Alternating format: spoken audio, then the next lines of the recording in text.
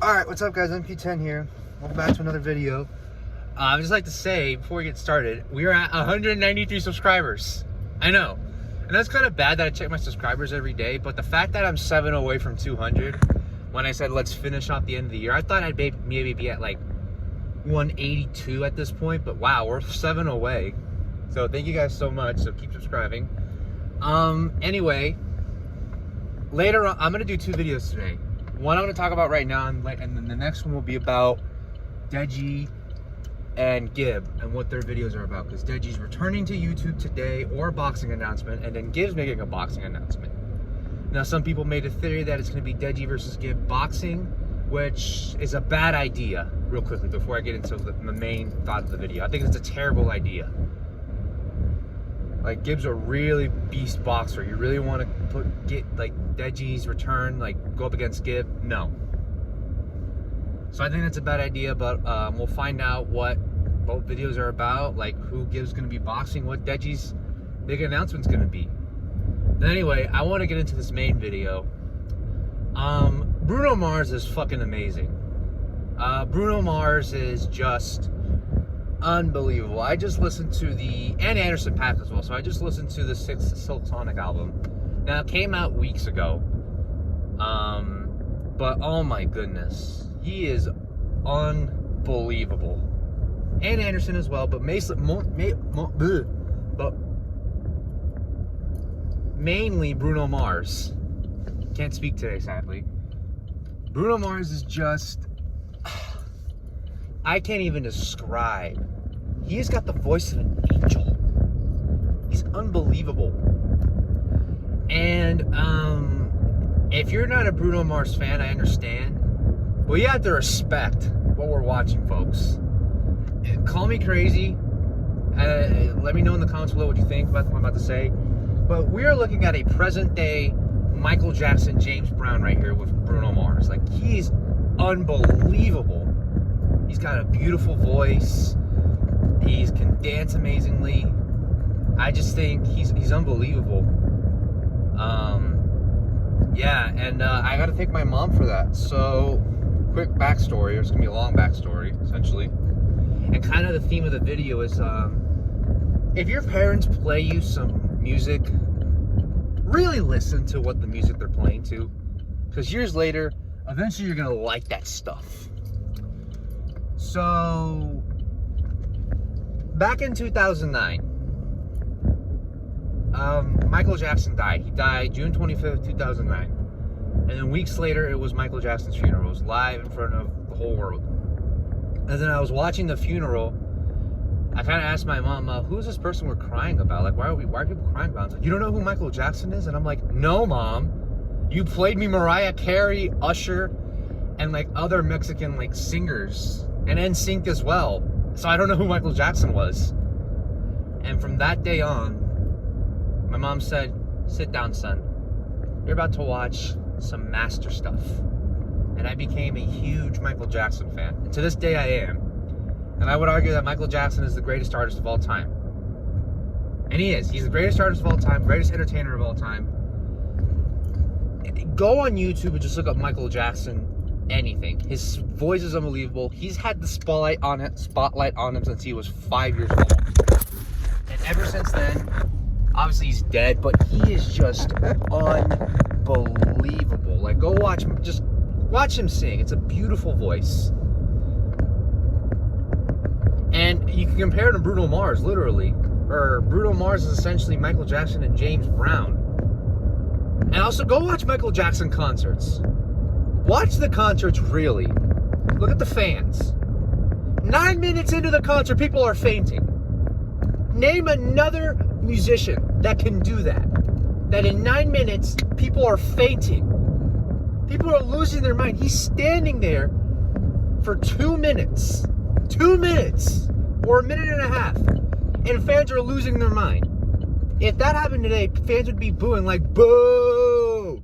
Do something! I didn't just pay $100 just to see you stand still for a minute and a half. Michael did that. Now, granted, it was a different time where there were no phones and no video cameras, so obviously, when you saw Michael Jackson and you didn't have a phone to record it, it was a once-in-a-lifetime opportunity. So it was greatness. And let me just say this. No disrespect to all the artists today, because they're unbelievable and they are unbelievably talented and they're great performers and they're just amazing. They're really, really good at what they do. But they can't do what Michael Jackson did. Michael Jackson is that guy. He is that guy. He'll always be that guy. And there will never be another person like Michael Jackson. Never. Now, although I did just say Bruno Mars is essentially like that, Bruno Mars is like someone not even close to Michael Jackson. Like, it's unbelievable. And this also equates to my Bruno Mars thing, to my mom. My mom played a lot of Bruno Mars back in the day. like when Bruno Mars' first album, Doo Wops and Hooligans, came out, or Doo Whoops and Hooligans, I don't remember what it's called. When that first album came out, my mom would play the crap out of it. You know, when I see your face, there's not a thing that I would change, 'cause you're amazing, just the way you are. Sorry for my singing. But she'd play that and be like, oh my God, what is this guy? And then she just kept playing and playing, and then on repeat, that song, and then the other song. I'd catch a grenade for ya, throw my head on a blade for ya, I'd jump in front of a train for ya. Which, by the way, I love Bruno Mars, but those lyrics are I don't think any guy would do that. I don't think a guy would catch a grenade for them, they wouldn't throw their head on a blade for them, and they wouldn't jump in front of a train for a girl. If a grenade's coming their way, they move out of the way. If a blade's coming to their head, they duck, and they would not jump in front of a train. They would not. They just wouldn't. But I just got tired of my mom playing Bruno Mars, and I was like, God, like, what's the point? And then Bruno Mars had a little bit of a break, and then Bruno Mars came back with the second album, Unorthodox Jukebox, and Locked Out of Heaven came out, because you made me feel like... And at the same time, I was like, ugh. But now as I get older, and I've kind of, you know, I wouldn't say mature, because I'm like, I've got a lot of maturing to do for a 21-year-old. I've gone to appreciate just how unbelievable Bruno Mars is, just how unbelievable he is. His voice, his dancing, his charisma, his charm, like, he's unbelievable. Like, literally. And this is what's so funny. So, going a little bit off topic. So, Eminem was talking about the Grammys, which, by the way, I don't know if you want to hear my I'll do a Grammy predictions video. Spoiler alert, Olivia Rodrigo's going to win like 7 awards, or maybe all her awards. And Eminem was talking about how the Grammys are corrupt, they're a scam, and how they stiff a lot of people. And, you know, he was talking about, like, you know, there's this album, and then you give it to Lada Dottie, and he was getting all mad and pissed off, and he's like, man. And it was the 2018 Grammys. It was around the time when Kendrick Lamar released his album Damn, and Bruno Mars around that time released 24 Karat Magic. So they're both up for Album of the Year.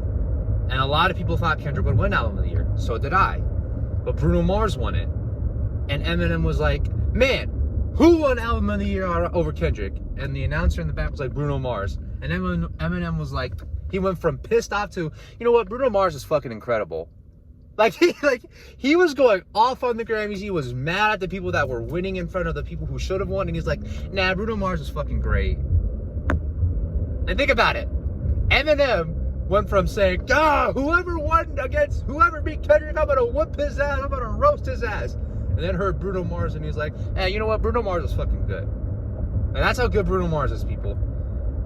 And if you want to listen to some good music, literally, go listen to the new Silk Sonic album. It's an unbelievable album. Bruno Mars obviously killed it. Anderson .Paak is unbelievable as well. But just listen to Bruno Mars, man, and just he just gives me chills. He just gives me chills. Him and Michael Jackson are like one of two artists that anytime I hear their voice or anytime I see them perform live, I get chills. As gay as that sounds, it's facts, okay? And we got to learn to appreciate. And also, when your parents play like old music like the Beatles, the Rolling Stones, or Marvin Gaye, Stevie Wonder, Frank Sinatra, you got to listen to it, okay? Because you're going to one day remember those songs and just be so appreciative of it. Okay? And it's basically also saying respect the OGs. Respect the OGs and respect the people that came. Okay? Because when that music was coming out, like the Beatles and Rolling Stones, they're in the 50s and 60s. So I'm sure there are people from like maybe the 30s and 40s that were like, who is this group? Like, who are these people? God, it's terrible.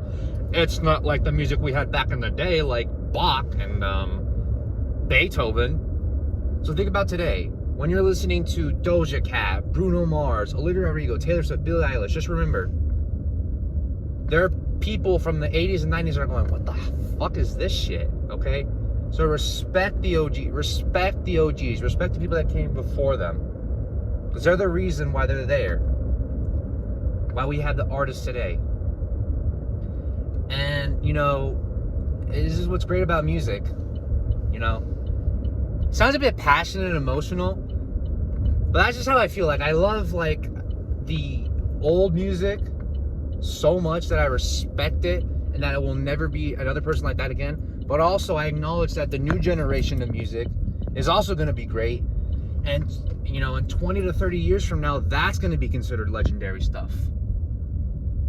And I know Olivia Rodrigo's only released one album, but I think she's on pretty legendary status for a girl who's released one album.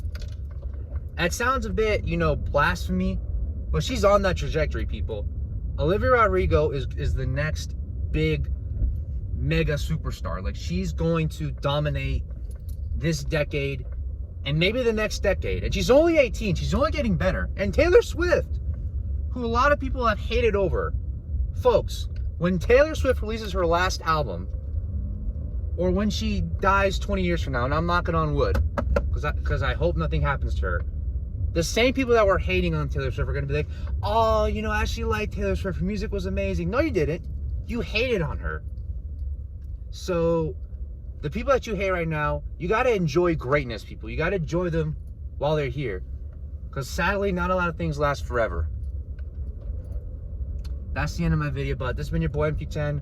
I'll see you guys, you know, hours from now. I'll be talking about the Deji video and the Give announcement.